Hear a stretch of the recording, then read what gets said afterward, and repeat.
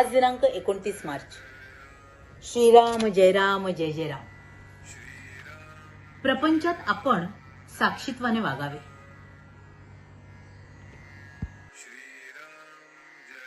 नमस्कार. आज दिनांक 29 मार्च. श्रीराम जय राम जय जय राम.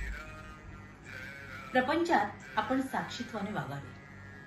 सत्य वस्तू ओळखणे हा परमार्थ आणि असत्य वस्तूला सत्य मानून चालणे हा प्रपंच होय. आपल्याला वस्तू दिसते ती खरी असेलच असे नाही, पण ती मुळीच नाही असे मात्र नाही. ती काहीतरी आहे. एका दृष्टीने सत्य वस्तू अशी आहे की प्रत्येक जण जे गुण त्या वस्तूला लावतो ते सर्व गुण तिच्या ठिकाणी आहेतच. शिवाय आणखी कितीतरी गुण तिच्या ठिकाणी आहेत, म्हणून ती निर्गुण आहे. दुसऱ्या दृष्टीने ती अशी आहे की प्रत्येक जण जो गुण तिला लावतो तो कल्पनेनेच तिच्या ठिकाणी आहे असे आपण म्हणतो, म्हणून ती वस्तू गुणांच्या पलीकडे आहे. या अर्थाने सुद्धा ती निर्गुणच आहे. जशी आपल्या देहाची रचना तशीच सर्व सृष्टीची रचना आहे. देहामधले पंचकोश सृष्टीमध्ये देखील आहेत. फरक एवढाच आहे की देहामध्ये ते मूर्त आहेत तर सृष्टीमध्ये ते अमूर्त स्वरूपात आहेत. भगवंताला एकट्याला कर्मेना म्हणून तो एकाचा अनेक झाला. त्याचा हा गुण माणसाने घेतला.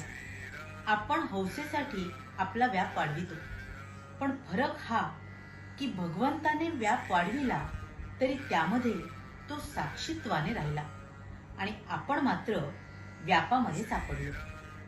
भगवंत सुखदुःखाच्या पलीकडे राहिला, पण आपण मात्र दुःखात राहिलो. व्यापाच्या म्हणजे परिस्थितीच्या बाहेर जो राहील त्याला दुःख होणार नाही. खरे पाहिले तर व्यापातून वेगळेपणाने राहण्यासाठीच सर्व धडपड आहे. व्याप दुःखदायक न व्हावा असे वाटत असेल तर आपण साक्षीत्वाने राहायला शिकले पाहिजे. आपण जगामध्ये व्याप वाढवितो तो आनंदासाठी वाढवितो, पण भगवंताच्या व्यतिरिक्त असणारा आनंद हा कारणावर अवलंबून असल्याने ती कारणे नाहीशी झाली की तो आनंद मावळतो. यासाठी तो आनंद अशाश्वत होय. म्हणून खरा आनंद कुठे मिळतो ते पाहावे. जगणे म्हणजे शरीरात चैतन्य असणे होय. चैतन्य हे केवळ सच्चिदानंदात्मक आहे. म्हणून जोपर्यंत आपण जिवंत आहोत तोपर्यंत स्वाभाविक आनंद असलाच पाहिजे. हा आनंद आपण भोगावा. ब्रह्मानंद आणि सुषुप्ती यांमध्ये फरक आहे. ब्रह्मानंद हा आहेपणाने आहे तर सुषुप्तीचा आनंद हा नाहीपणाने आहे. आपल्याला झोप लागली की काय जाते आणि जागे झालो की काय येते हे नित्याचे असून सुद्धा आपल्याला कळत नाही. भगवंताच्या इच्छेने सर्व होते आणि तोच सर्व करतो अशी भावना ठेवणे यासारखे समाधान नाही. कृतीमध्ये आनंद आहे, फळाच्या किंवा फळाच्या आशेत तो नाही. नामस्मरण रूपी कृती केली की शाश्वत आनंदाचा सहज लाभ होईल. भगवंताच्या स्मरणात कर्तव्य केले की जीवनात आनंदच उत्पन्न होतो. श्रीराम जय राम जय जय राम. महाराज म्हणतात की आपण प्रपंचात अडकतो आणि आपलेच व्याप आपण वाढवून घेत असतो. आणि खरं तर सगळे व्याप आपण वाढवून घेतो तो आनंद प्राप्त करण्यासाठीच असतात, पण तरीही आपल्याला खरं सुख, समाधान आणि आनंद त्यातून प्राप्त होत नाही. याचं कारण मात्र आपण सगळ्याचं करते पण आपल्याकडे घेतो आणि मुळात म्हणजे ह्या सगळ्या खटाटोपामध्ये आपल्याला आपल्या भगवंताचं विस्मरण होतं आणि म्हणूनच खरं तर आपल्याला दुःखाला सामोरं जावं लागतं. पण या दुःखापासून आपल्याला जर लांब राहायचं असेल तर त्यासाठी आपण प्रत्येक गोष्टीत साक्षीत्वाने राहणं आवश्यक आहे. तरच आपण त्याच्या पलीकडे जाऊन आपलं समाधान प्राप्त करू शकतो.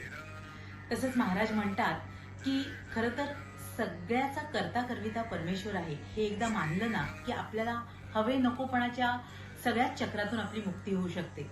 आणि म्हणूनच आपण आपला प्रपंच अतिशय कर्तव्य बुद्धीने करावा, पण त्यात कुठल्याही गोष्टीत गुंतून राहू नये, त्यातल्या विषय वासनांमध्ये अडकू नये आणि मग सातत्याने आपल्या भगवंताचं स्मरण ठेवून आपलं प्रत्येक कर्म त्याच्या चरणी अर्पण करून त्याच्या अनुसंधानात राहावं, त्याचं नाम सातत्याने घ्यावं आणि मग आपल्याला शाश्वत समाधान आहे ते प्राप्त होऊ शकेल. असं हे शाश्वत समाधान आणि आनंद साक्षी भावानेच आपल्याला प्राप्त व्हावं आपल्या गुरूंच्या कृपेने, ही त्या गुरुचरणी प्रार्थना. तुम्हा साऱ्यांसाठीच खूप सारी गुरु ब्लेसिंग.